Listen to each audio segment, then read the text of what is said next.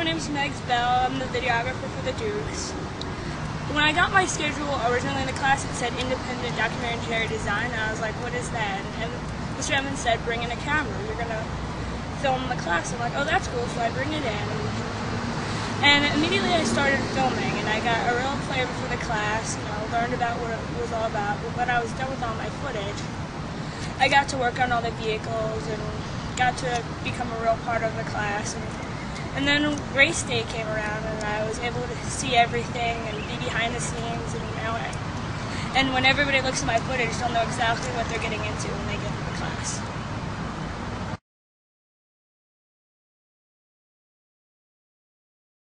What inspired you to create this design? Well, I was in the KSR last year, and I was looking at the design specs for the vehicles last year, and I found that what would give us the most traction is if every person would be on a unicycle, because that would give us the most traction, the most friction between the tire and the ground, and that would just be perfect for all-terrain motion. We just took the normal bikes and converted them slightly so that the front of the back bike is connected to the back wheel of the first bike. So we have two tandem bicycles next to each other. So we have a four-person tandem bike.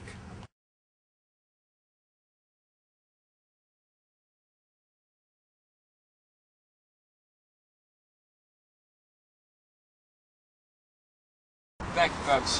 When you turn this bar, the wheels would swing out, so move it back, they'd come hither. The vehicle was operational, except we needed to figure out how it was going to float. And we looked at it and thought about it. We needed the wheels for it. It's got to be the general weight. So we thought, well, what about wheels? And then I came up with the idea to have like monster truck type tires and could make them out of foam so they would float.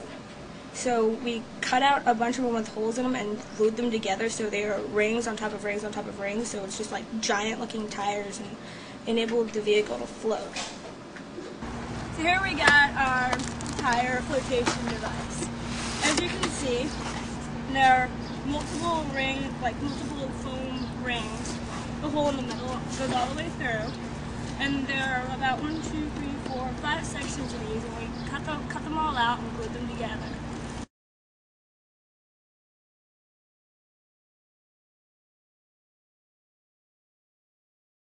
Why bikes? What other form of transportation could you have used?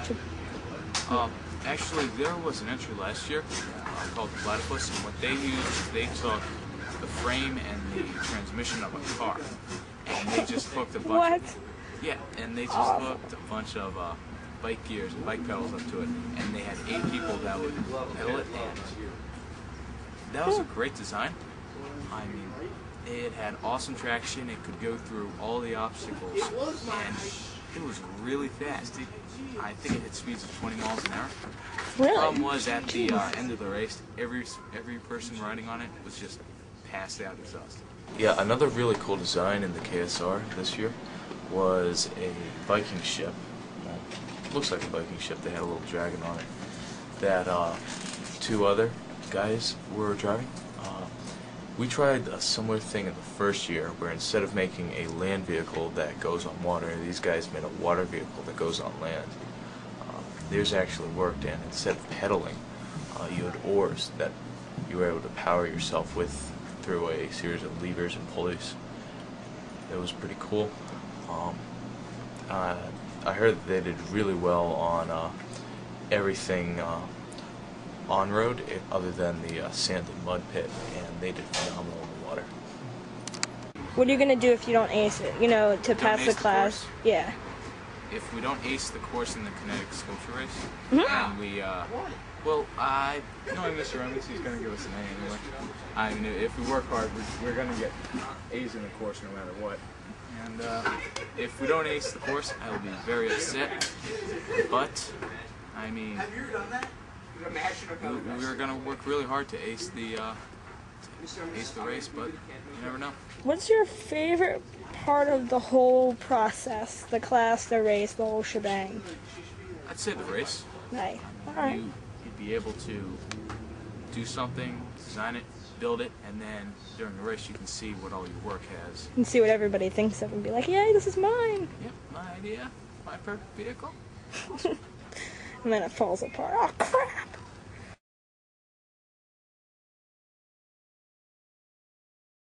Alright, give me a wave, guys. Give me a wave.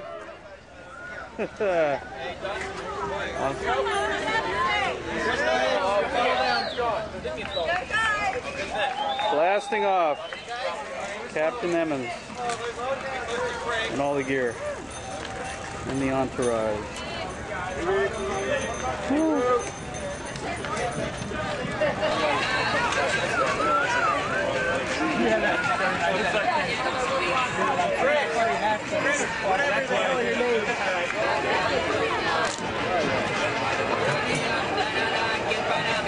All right, Phil, good luck with it, buddy.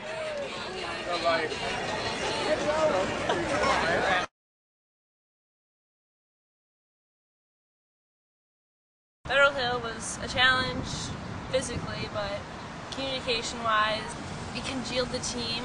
It wasn't really that hard. It was just kind of a little steep climb. It was pretty steady. It wasn't going like straight and up and then a complete vertical line. It was just an easy slope. There were a lot of breakdowns though. At the top, you get your picture taken to prove that you were there.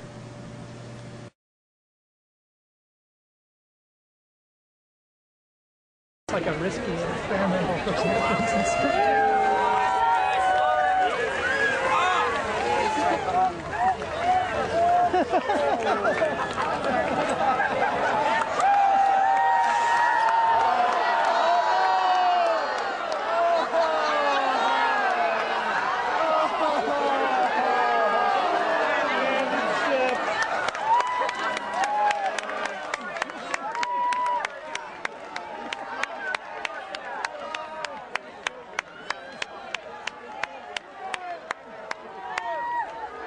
The bar bent, and the thing that was keeping it on is the fact that it was on straight, so the water pressure was just pushing up against the wheel. There was no pressure going out. Which was perpendicular to where the bar was actually facing. Which is perfectly fine. But since the bar went up, the wheel had to tilt. And, And then the pressure went from the bottom, and it slid like a cork out of the ship.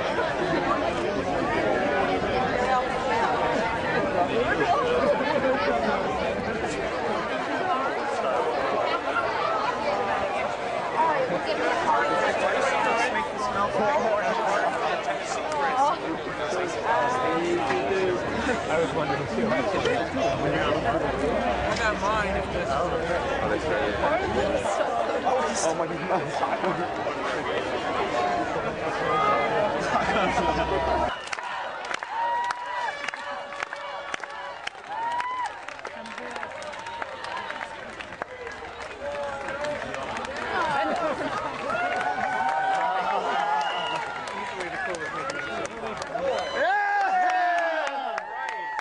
Chris, how'd that water entry go for you? It was good. Yeah, I thought I was going to sink immediately. How did it behave?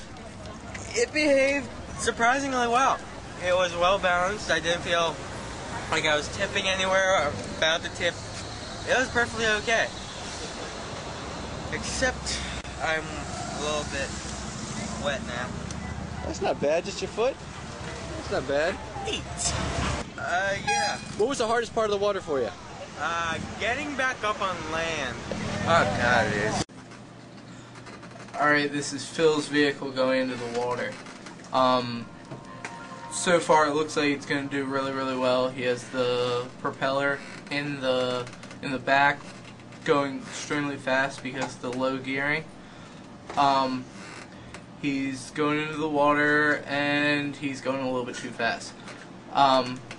I think the paddling's just fine. He can still ace the course by paddling. He gets up, the thing's a little bit tippy. That looks like he's going to tip over, but he doesn't. And then we have him paddling, trying to get out onto land. The hardest part was that he has rear wheel drive. So he has to get the front wheels out of the water before the back wheels. The problem is the front wheels hit the ground first and just stop him. He's trying to paddle as hard as he can, and it's just not working.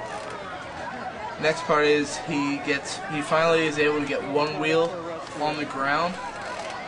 When he pedals, the differential lets the other wheel go as fast as it wants to go, and it gives no power to the wheel that's on the ground. So he's just sitting there.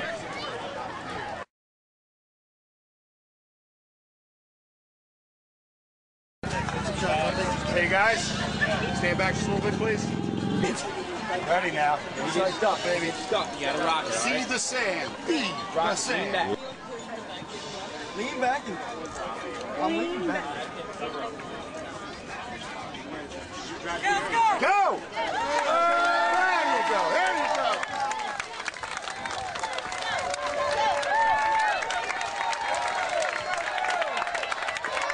Yeah! Rock it! Rock it! You got it! You got it, man! You got it! Keep rocking it! Keep rocking it! Keep rocking it, Chris! You're doing it! You're making progress, man! You're fine! You got it, dude! You got it! Yeah, Chris! Oh, you're there! You're there! Come on! Yeah! Well, I went as fast as I could. I got up the first hill, but then I stopped on the second incline. I just kind of pull back and push forward. Got your weight back. Pull back, push forward. We broke down right before the sand pit. We were ready to throw in the flag because at that point we had lost Ace, and in my mind, and I believe in the mind of my other fellows, that if we couldn't ace it, operational. the vehicle really wasn't operational, and if we couldn't ace it, we really didn't. That was our goal, and we couldn't get that, and we really didn't see the sense in towing it the remaining 8 miles. But for some reason or another, we did it.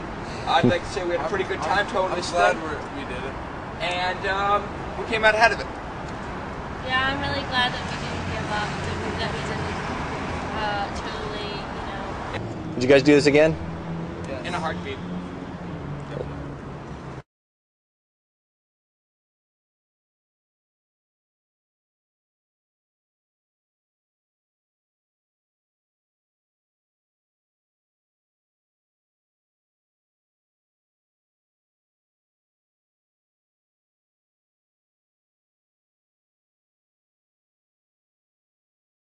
The very, very competitive category awards.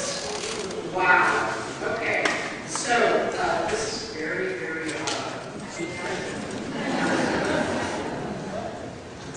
The next awards are really they're incredible awards because there are ACE awards and they're the ones that show the true strength of a pilot and this craft. Chris from the Vulcan Disc Carlotta. Stand is correct.